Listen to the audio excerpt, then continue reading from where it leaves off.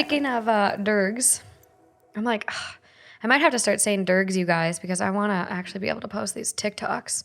My boyfriend, 35 male, drugged me, 26 female, with Benadryl because we got into an argument before our road trip and he wanted me to sleep the whole time. There's a 9-year age difference, so I'm already weird about this. Okay. Monday, we decided to make the 8-ish hour drive back to our home state and quarantine there instead for a few months. Right before leaving, we got into a big fight because I wanted to stay at my mother's house for a while. He doesn't want me to, among other things I won't get into.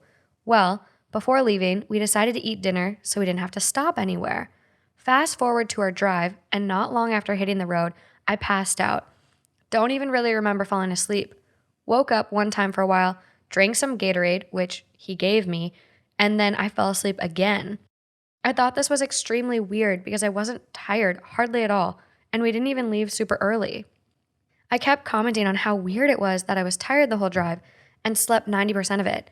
Yesterday, the tension eased a bit, and he made the offhanded comment that he wishes he could drug me more when I, quote, act out and argue with him. I ask him what he's talking about. Proceeds to tell me he put Benadryl in my drink and that's why I slept, so he didn't have to deal with me. He literally said this as it wasn't that big of a deal. I'm still reeling from the conversation and completely floored.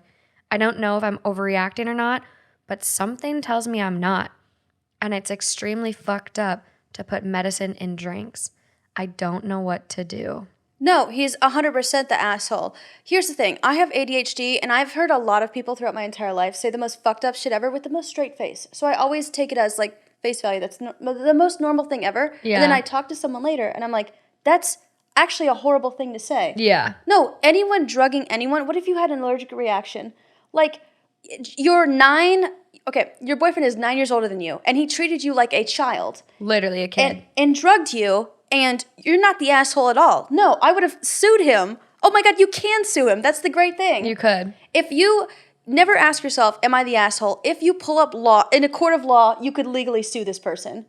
Absolutely. If a friend drugged me, if my parents drugged me, think about, like, if it wasn't your boyfriend and a friend did it, a stranger did it, your parents did it, would you then, like, be mad at them? Of course. Remove yourself from the relationship situation. That's so infuriating.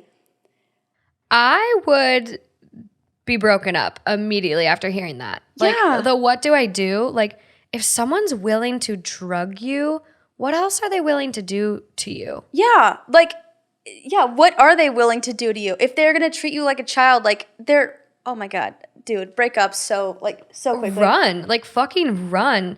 I'm like, oh, I wanted to drug you. Like, that's like putting duct tape over her mouth because you didn't want to listen to her talk in the car. Like, what? Like, I wish I could do this to you more.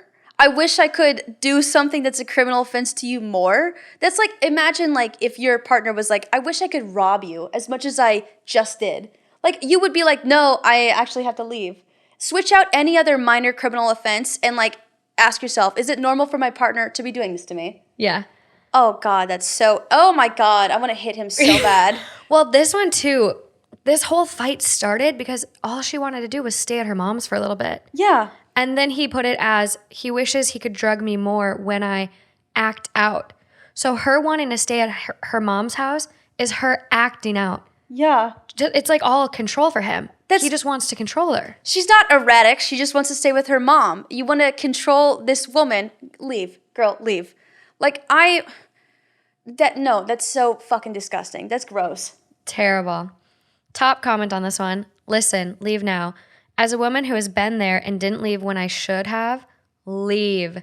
Second, you can get evidence later. You have a phone, he's bound to try to talk to you. Get him to admit it later via text or something, but proof is not, or should not be, your number one concern right now. Your safety is the most important thing. Can your mom come get you? Can you get away from him to public space with people and wait for her or a friend to pick you up? And someone replies back, I've been there too. My ex-husband started fixing me a cocktail after work every night to help me unwind. I'm not a big drinker, maybe 4 or 5 times a year, so I wasn't that interested in them. He would press me to finish the drink. I didn't understand. Then I noticed stuff floating on the top and the residue in the bottom. Asked about it and he would say, oh, must be the ice maker needs to be cleaned. I found out he was crushing Ambien and other sleeping pills and adding it to my drinks. And yes, that made me more compliant in all the ways he wanted. I figured it out. Didn't try to get proof or call the police. I just got out. I often regret that I didn't try to document it and press charges, but at least I got out alive.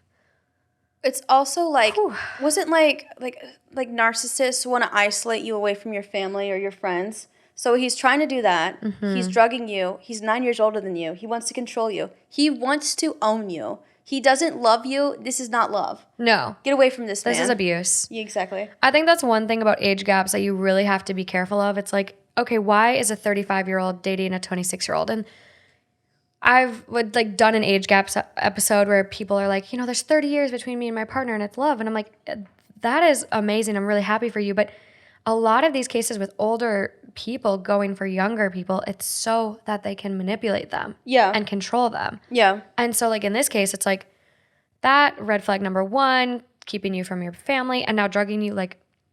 No, this man is unhinged. He is. And I as someone who's 26, the idea of me even, so 21 is the legal drinking age, but the idea of me dating someone 21, they are so vastly different from me, in terms of career and emotional development, stuff like that.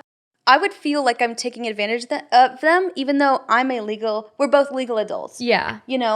It's a weird dynamic because I think the same way where I'm like, okay, I'm only 27, but I can't imagine dating a 21-year-old, 22-year-old that's still in college. Yeah. Even though it's not that weird of an age gap, there's no way. I think I would have a mental break if I was talking to my partner and one day they were like, yeah, this exam is going, this exam is super hard and I just want to be 21 already. I want to drink and cope. I'd be like, dude, I am so far removed from what you are talking about right now. I would dissociate. I don't understand how men are perfectly okay with that. It is very, very goofy. I don't get it. Goofy, it's gross. I just saw something though, and it was a statistic where they polled a couple thousand guys, and it said that men are most attracted to women 6 years younger than them. Yeah. And they're most attracted to women that have a similar jawline to their mother. There was some crazy shit coming out in this. I call it the Leonardo DiCaprio effect because from the age of 21 to 70 or whatever, men always are interested in someone who's 23 or below. Consistently, that line draws right there. Women are attracted to someone who's within, there's they match each other on age, on the graph. But men are just consistently attracted to 23 and below. Also, yeah, there's that whole Freudian thing of men are attracted to their mothers. It's so scary. That whole okay, I need to tread lightly, but that whole mommy, I don't even want to humor that, even as a lesbian, because I don't like the idea of someone perceiving me as their mother. No. Maybe it's because I have a bad relationship with my mother, but I just don't want you to see me as maternal. I want to be your equal, not your caregiver. No, some of those kinks, I'm to each their own, and I respect whatever you want to do in your own free time. Go for it. But there was a baby kink that came up, and I'm yeah. Why do you want to fuck a baby? Why do you want to fuck someone you're treating as a baby? Yeah, there is, I think it's called regressing, is where you want to act like a child, but that is strange, that you should ask yourself, it's, okay, I understand maybe if a couple times a week you regress back to your childlike self. I understand reparenting myself, but ask yourself, why does my partner want to fuck a child? Why would I understand if you shave and you look very young, but ask yourself, if you're acting like a child, why would my partner want to fuck a child? It's a red flag. It is. There was just another Reddit story. The title I saw was, it was basically it was on relationship advice, and this person was writing in being I don't know what to do. My husband wants me to dress and act like his niece or my niece. Oh, Jesus Christ. And I'm that is so much to fucking unpack. Yeah. Therapy. Therapy. The thing is it's not even, at that point, it's not even, I want you to dress like a child. It's I want to fuck this child, but I cannot legally, so I want you to dress like it. Mm-hmm. He's not only a pedophile, he's also sexually, oh my God. I know. Reddit is like a wormhole for like crazy, just unexplainable. There's no words for some of this shit on here. Yeah. Like even this, like I would just say pedophile. You're a pedophile, dude. You're not caught yet. You're like an abuser. Yeah. yeah. So update on this one. Just wanted to go ahead and let you all know that I am okay. Update number 2. Here was the post that got removed. Holy shit, y'all. I haven't been on Reddit since I posted my original here, and I did not expect this. I had to make an extra account with similar name to post because of the 48-hour thing, but I know a lot of people were genuinely worried about me, so I wanted to go ahead and post an update. Sorry if that's not loud. Thank you guys so much. I can't believe the support and response I got. I ended up calling my brother and telling him about it and asking him how I should handle it, and he got in his car to come get me before I even finished telling him what had happened. Him freaking out more than anything else made me realize that I wasn't overreacting. I didn't tell my boyfriend I was leaving until my brother was parked on the street, and I just walked out with a few things. So now I'm in a messy breakup situation where he's already tried to come by my mom's house, even though I told him I didn't want to see him and that I'd get my stuff eventually, both from his parents' house, where he's currently at, and actual house. Things are going to be weird to figure out, but I just wanted to let you guys know that I'm totally okay. Thank you. I can't reply to everyone who reached out / messaged me, so I hope you guys see this and know I appreciate it. Good. Thank God. Good that her brother came.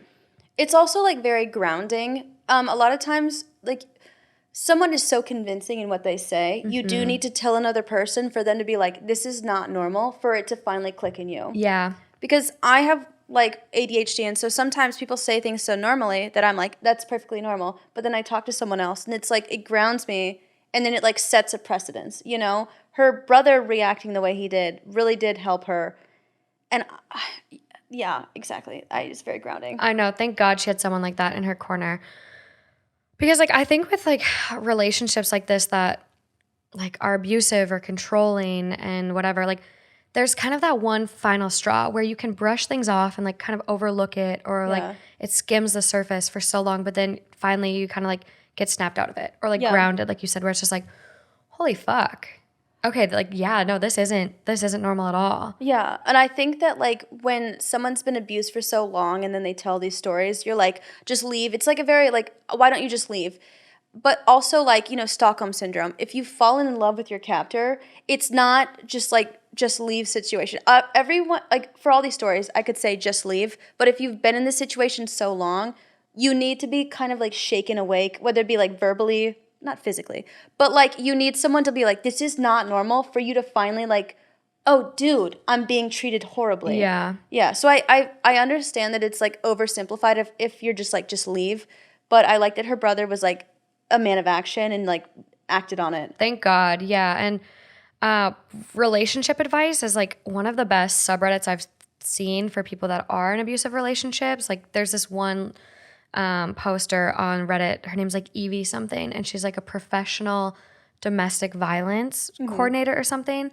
And the resources she always shares for people are incredible. I'll try to find it and post it in the YouTube description for, you know, those that may need it.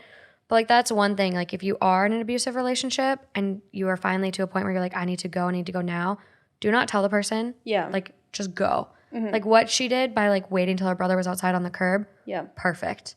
Exactly. Like, perfect. I know like the couple friends that I do know that like moved out of an abusive relationship, they waited till he was at work and they moved out a majority of his stuff. And when he did eventually return, their friends like move all the stuff out, because he's not going to be able to control your friends. So like just employ the people that you do have in your life.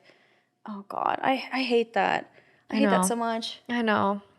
Well, she's out. Good for her. Yeah, no other updates besides that, but I think she's good. She made the smooth decision. Yeah. Smooth sailing out of there.